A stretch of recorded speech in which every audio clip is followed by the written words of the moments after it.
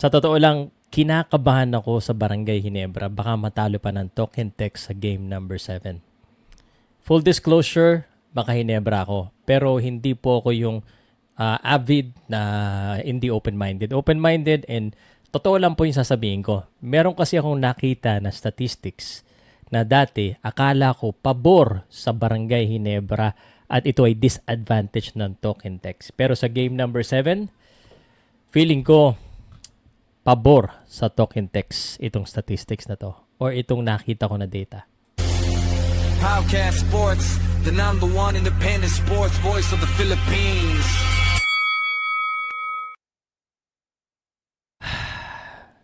Kinakabahan ako sa Ginebra, baka TNT pa mag-champion sa game number 7. Token Text versus Ginebra, game number 6. Pinanood ko siya habang nakahiga ako sa tabi ng asawa ko. Sabi ko sa asawa ko, pag nanalo Ginebra, tatayo ako at magla-live reaction ako. Pero hindi na natalo sila.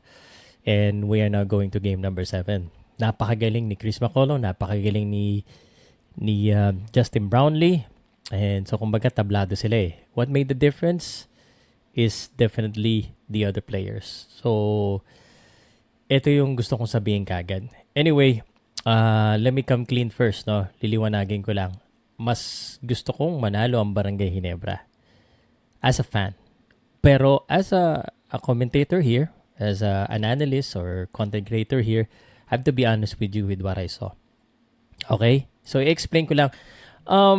Let me open the stats para mas maganda. Nandito na rin naman siya. So, kung kayo po ay nanonood sa akin, wala akong masyadong ginagamit na graphics. Talagang more on statistic, usapan, discussions, and I appreciate it if kung bibigyan niyo po ako ng like or ng comment or bigyan niyo ako ng reaction kung anong masasabi niyo dito sa aking opinion or aking analysis. So for the longest time, sinasabi ko lagi yung Ginebra is very consistent with their tripod. Tripod ang tawag ko kay Justin Brownlee, kay Scottie Thompson, at saka kay RJ Barrientos. And I've been saying that RJ Barrientos game is indicative. Kumbaga, pag maganda laro ni RJ Barrientos, panalo na Ginebra. Most of the time. I think so. Sa nakikita natin. Last game, ang pangit ng laro ni Scottie Thompson at saka ni RJ Barrientos. Kano kapangit? 1 out of 12. Si Scottie Thompson, 1 out of 16.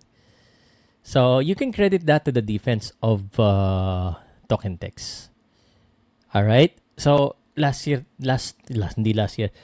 time din narinig nyo ako na sabi ko, yung consistency ng tatlo, yan ang tatalo. Dahil napaka-inconsistent ng Token Text regarding sa kanilang mga players. Jordan Heading, lulubog, lilitaw. Naka 19 points.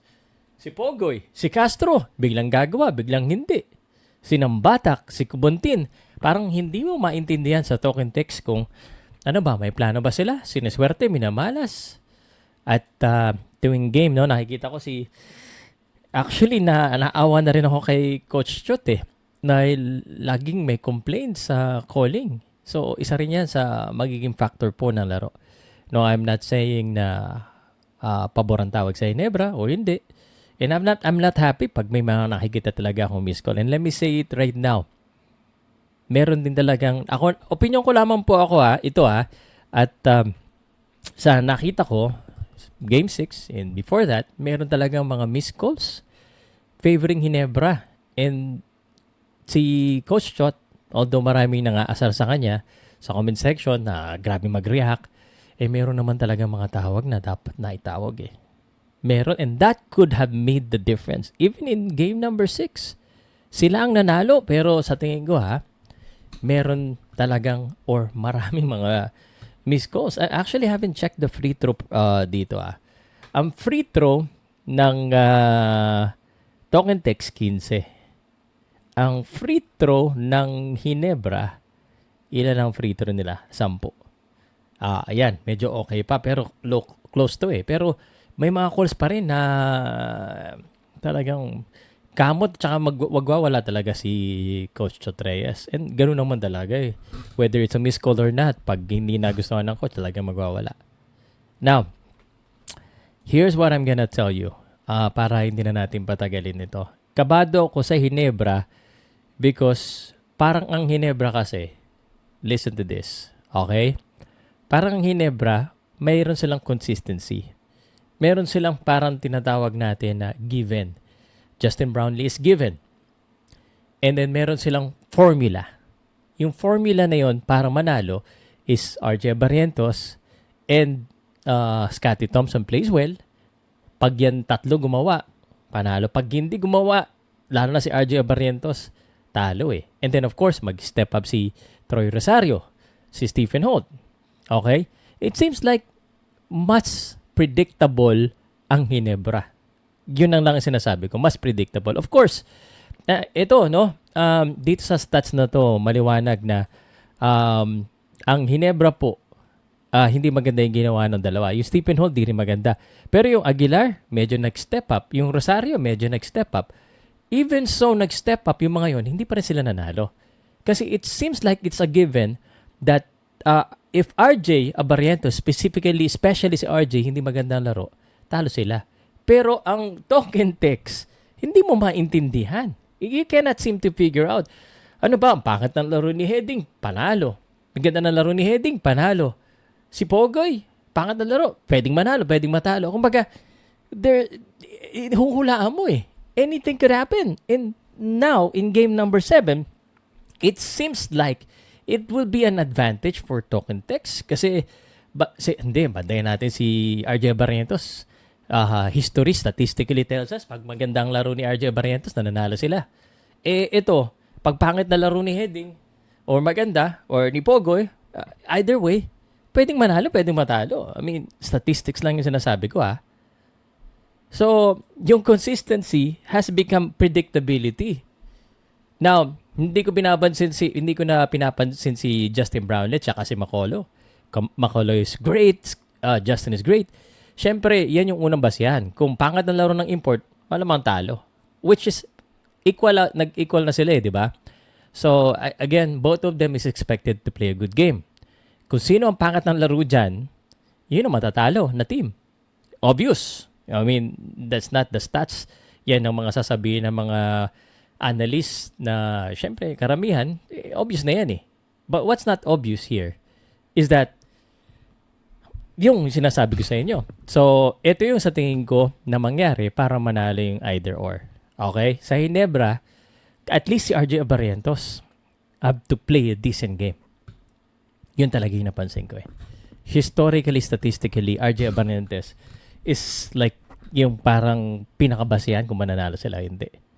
So, RJ Barrientos, kailangan maganda laro. Which is, naging, tuloy. Yan ang sinasabi ko, naging markado ngayon si RJ. Pahirapan talaga yan si RJ ng token text. No? Pashutin mo na si Justin. Wag lang si RJ kasi historically, yun eh. Then now, pagbalik sa TNT, sino bantayan mo? Pangit laro na isa, pwede pa rin manalo. So, consistency and unpredictability now for token text becomes an advantage. Yeah, I'm just saying. And while Jordan Heading seems to be every time he's having a good game, point guard talaga if point guard is having a good game, mukhang nanalo eh. Diba? Last time si Castro, ganda rin ang laro, nanalo. So, but there's one player that I think could make a difference. Hindi rin maganda mga nilalaro nito eh. Pero dahil nga inconsistent ang token text, feeling ko yung Nambatak would step up. Nambatak. Baka Mambatak yan. Last yata, parang siya yata MVP, no? If I remember it correctly. Correct me if I'm wrong, guys, So, nandiyan na yan. Now, expect ko rin na Coach Chot Reyes will probably have some complaint in the calling. And he should do that early and often. Because dahil doon, at least mas nagiging yung referee na, Coach Chot is watching.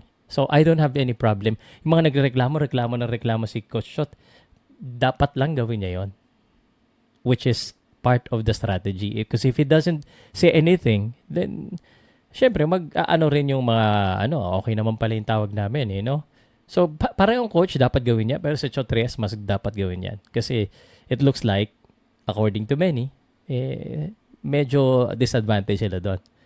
But that's the thing. I think now the unpredictability of token text will be a factor. So, simple lang, sinabi ko, if RJ has a good game, assuming na may good game pa rin yung import, Ginebra will be a champion. But pag na-control nila si RJ and no one step up, pero yung RJ talaga eh. Si RJ talaga best player of the conference. He needs to step up. And he's the face of Ginebra.